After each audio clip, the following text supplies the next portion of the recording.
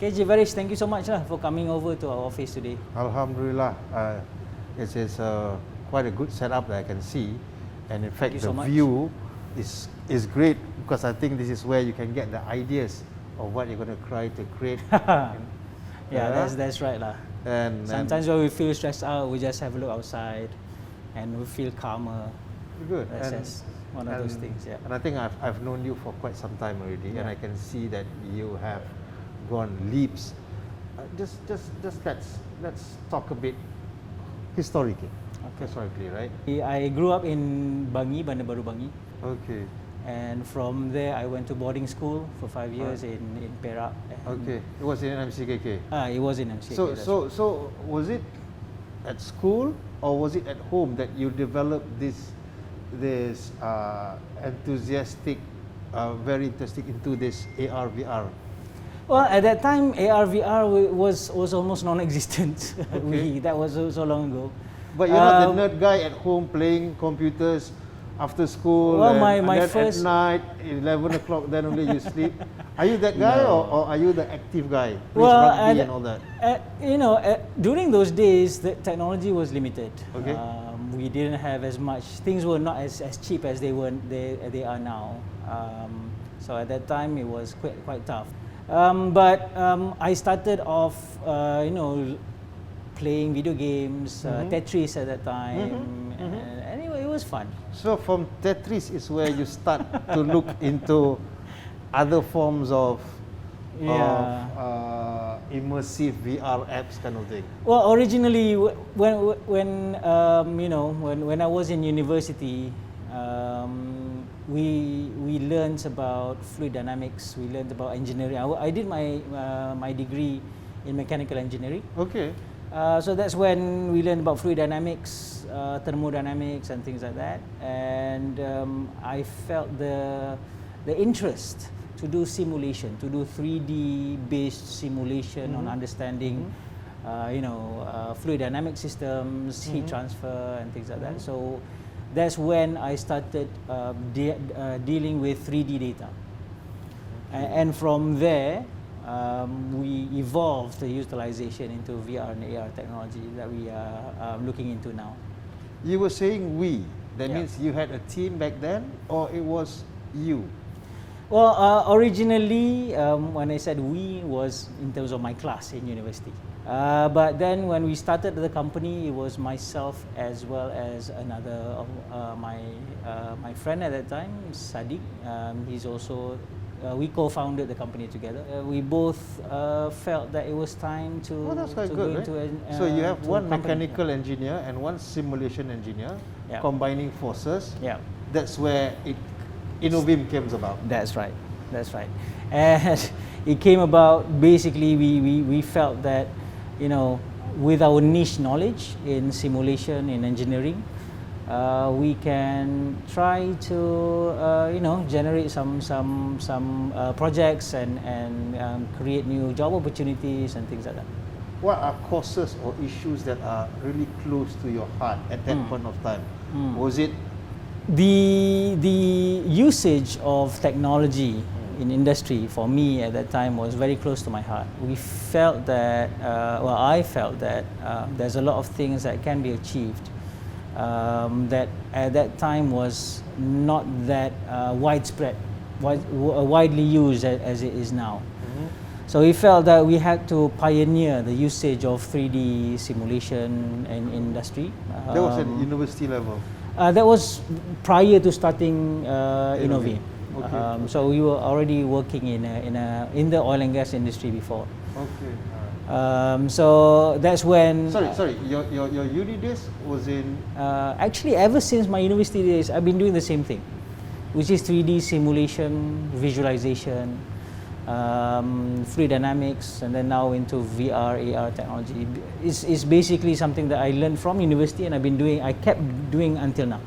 Or is it Innoveam, another word, or how do I say this? Actually, the naming process for the company, Innoveam was one of the 10 words that we chose, and finally we chose for our company name.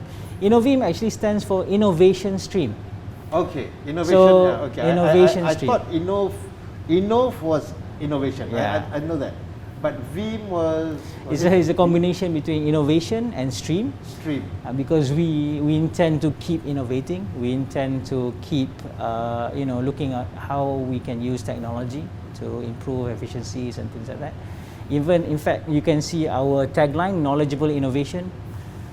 We feel that that's something that is very important. You can innovate, but at the same time be passionate about knowledge, be passionate about wanting to know new things, and from there we can try to find ways how we can innovate. Okay. When I've known a number about your business, about the games, about 360% virtual tour, your AR apps and so on. But I would like to learn more about metaverse. Okay. Of late we've been hearing about metaverse, and is Innoveam in a position to create one? And if yes, what kind of world will you be creating? Okay. And will you be a superhero in that world? Are you going to be a Superman or a Batman in that world? Yeah. And maybe we can expand from there. Yeah. Because metaverse is we've been reading about it, we've been watching about it, but we want to see understand a bit more. Yeah. How does the developer thinks about this? Okay, so actually the term metaverse has been made mainstream when Facebook changed their name from Facebook to Meta. They signaled their new direction of going into a 3D virtual world. That changed the whole landscape from being a bit underground to now suddenly it became mainstream. Even before that, people were already utilizing VR, virtual reality technology, augmented reality technology for collaboration, talking to each other in the virtual world. It's just that when Facebook did that, it suddenly made everything mainstream, and a lot more interest arose from there for VR and AR technology. And what actually metaverse is, basically it's a virtual environment where people can join in and communicate, collaborate with each other. So that's basically the main. And they can scam each other also, right? They can scam each other. They can do many things with as well. Yeah, people. There's even abuse, cyberbullying in the metaverse. Okay. So it's the same. When you start interacting in a virtual world together, then that's where all the physical traits of the world can also be brought into the virtual environment.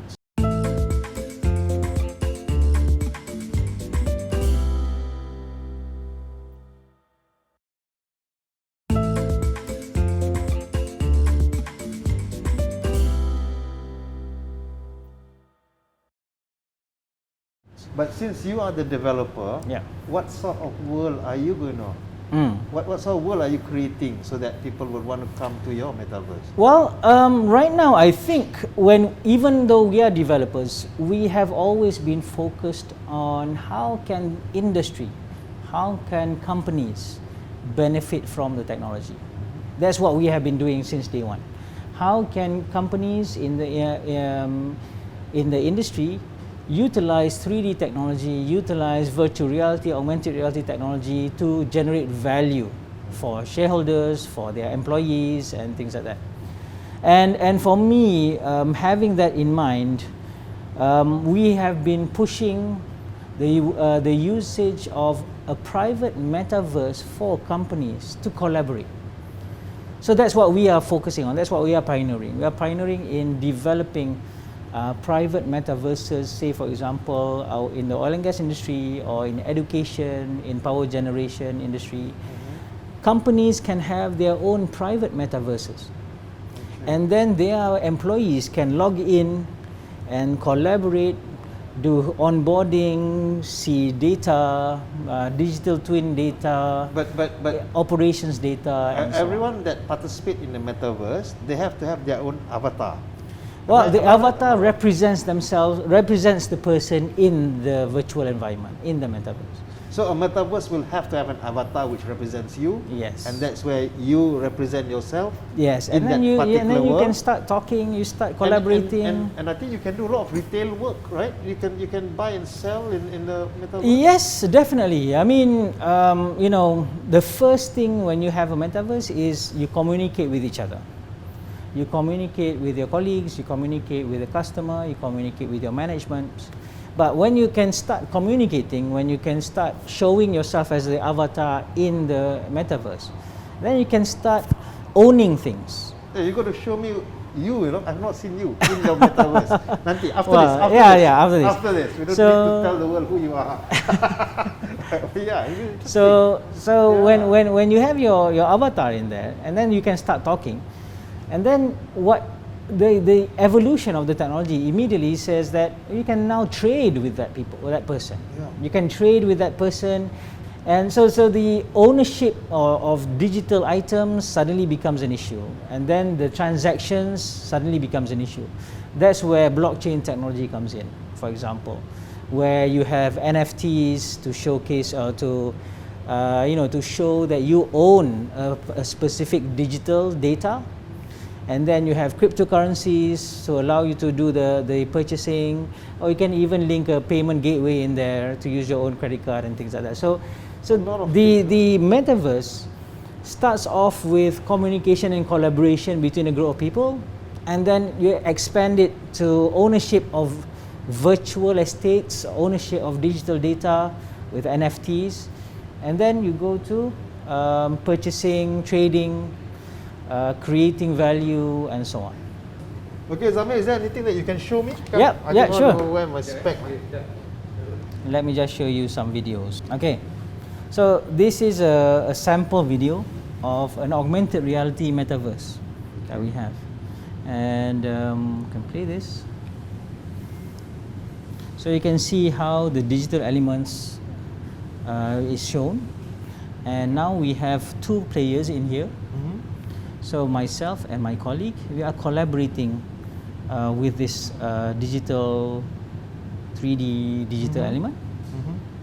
Okay, and when we start collaborating, let me just forward this a bit. So you can see that now we're both in this virtual environment where we are interacting with the 3D data. So that's where you say that with this concept is where retailing will come in strong, right? Yeah. Because you can actually tell us what you want to sell. So this also means that you're going to have a lot of subscribers. Am I right? Yeah. Well, for you to expand, you must have a number of subscribers and number of people to enter into your. It can be like any other marketplace as well, like any physical marketplace. How can you make it sustainable? You can make it sustainable by charging the merchants. You can take a cut from purchases and things like that. But the business model for that, there's many potential business models that can be implemented. But the concept is where it is most exciting. The concept of simulating any product, from the simplest car, for example, to more complex heavy machinery. So you can simulate all those things in the metaverse. So that's what we are doing right now. Wow. So how do you balance your daily life? I can see that one day you are in this virtual world, another day you are in this meta world, you are in the normal world, and what world? So how do you balance with your family world? Yeah, I think that's always a big problem, something that you have to focus on. You need to put effort to ensure that there's a balance between your work life and your personal life as well. And I'm very lucky, I'm very happy to share that I have a very supporting wife. So, both of us are working very hard, but we always try to make sure that we find time to spend time together with my family as well, with my kids. So I think that's something that I've only recently started doing. When I started the company about 10 years ago, it's always hustle. But then I started to realize, you know, time is limited. So, yeah. Well, Zamir, I hope that your endeavors goes well. Yeah. You know, and again, there are not many competitors yet in Malaysia, right? That's You are right. actually one of the pioneers in this business. That's right. So I do believe that you can go strong, and by speaking with you, this is not a stagnant kind of thing. Yeah. There are wonders that you can go. Thank you, Wish Farish. for the very best. Yeah, I really appreciate you coming. Inshallah. Why not let's have some coffee?